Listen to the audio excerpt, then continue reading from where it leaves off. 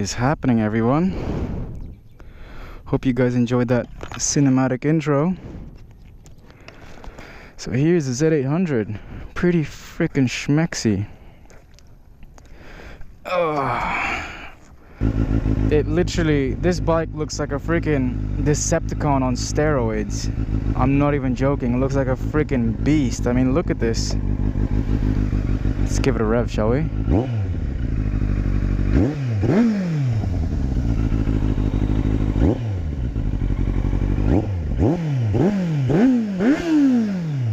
Oh my god. When I picked it up, I made sure I drove it like I didn't drive it at all, because I wanted to give you guys my candid expressions of how the bike is, you know. But I did notice, because I was driving it through so much traffic, my left wrist from pulling in the clutch so often is starting to ache. But now it's fine, because I was doing those cinematic shots. It's quite a nice spot, actually. I might do all the cinematic shots there when I review other bikes. But yeah, this bike is 230 kilos, guys. That's like not so far from a Hayabusa, which is crazy to think about. Like, I mean, by the looks of it, the Hayabusa looks like the heaviest bike in the world. I mean, probably not heavier than Harley's, but it looks pretty damn heavy for a sport bike. And considering this is only 30 kilos lighter than the Busa, it really doesn't feel like 230 kilos. I think it's probably because the way the riding position has been constructed. Like honestly, this feels easier to maneuver than the R6. Here's a tip: you can basically just stay on gear 3, and that's it. Like, you don't have to. You can start on gear 3. You can go, like, you don't need to go any higher in gear 3 in town, you know, because you don't need to go that fast. And yeah, it's basically like driving an automatic bike, except you have to pull in the clutch every time you stop, which is annoying when there's a lot of traffic, because you have to pull in the clutch so many times. It hurts your left wrist. But I mean, I don't mind it that much. I mean, it's part of driving a motorcycle, I guess, right? Driving it in towns like small suburbs like this, you know, where the traffic is all right, the bike's fine. It's definitely got more torque than a sports bike. It's freaking scary, dude, the amount of torque this thing has. And that's in gear, I think that was in gear no, that was in gear 2. Yeah, the amount of torque this thing has, you know, despite the fact of this bike being a 4-cylinder, an inline 4-cylinder. Oh my god, dude. Yeah, despite it being a 4-cylinder, it's just got so much torque. I can't believe it. You know, usually street fighters are 2-cylinders, and you know, that's because 2-cylinders tend to have more torque than 4-cylinders. But I mean, it doesn't feel like it's the case with this bike. Why is everyone so obsessed with this bike? I'm starting to understand why everyone loves it so much. You know, you get the torque of like a 450cc dirt bike, and then you get the horsepower of a sports bike. Oh my god. Oh my god, bro. The torque on this thing is not a joke.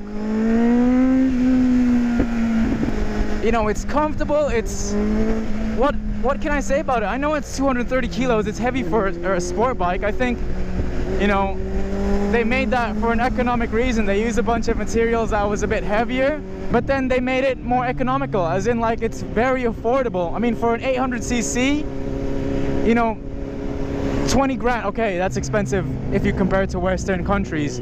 But in Indonesia, for an 800cc, you know, a 2017 800cc for 20 grand, 200 million, that's actually very, very cheap. You know, you have to consider that. And for what it offers, I think it's pretty damn nice.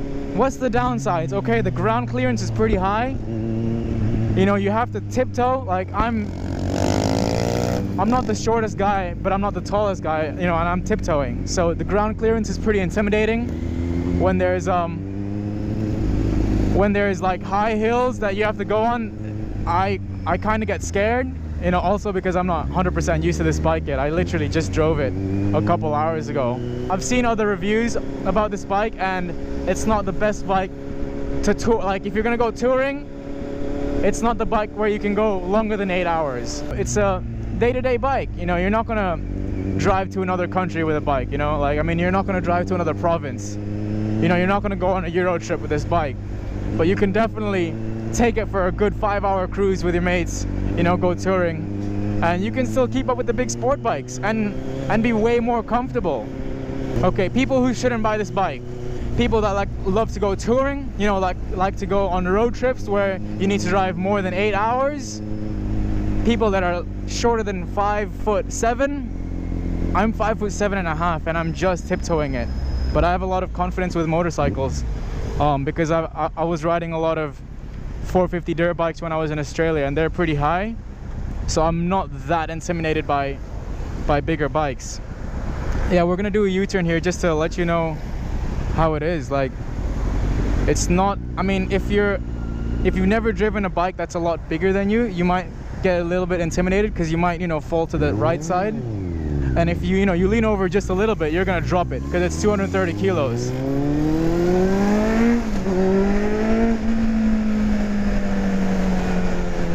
Yeah, so like I said, the only people that shouldn't buy it is people that are shorter than 5'7". But then again, you guys can just get a lowering kit and you'll be fine. So I'll cross that off, because if you really want this bike, you know, that's not the biggest problem. And so far it's been pretty damn comfortable because I haven't really had to stop much. But like I said before, if you have to stop and go very often, it's not going to be comfortable on your clutch hand.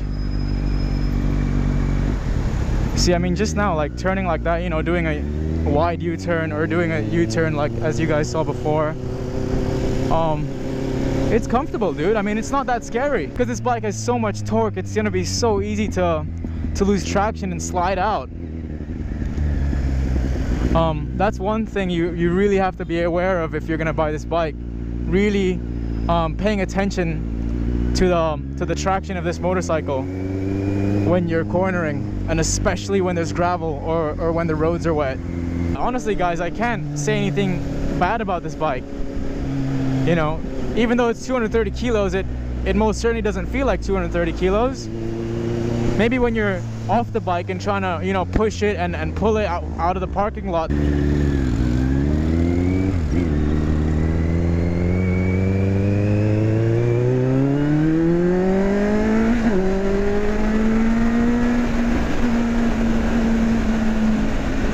Turning feels fine.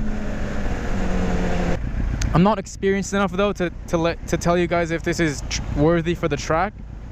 I mean, it probably is if you want to do it for fun, but in terms of, like, you know, competitive wise, I can't really tell you guys because I've never really taken a bike to a track, like road bikes at least. I mean, I've gone to motocross tracks and stuff. Let's have a bit of fun, yeah?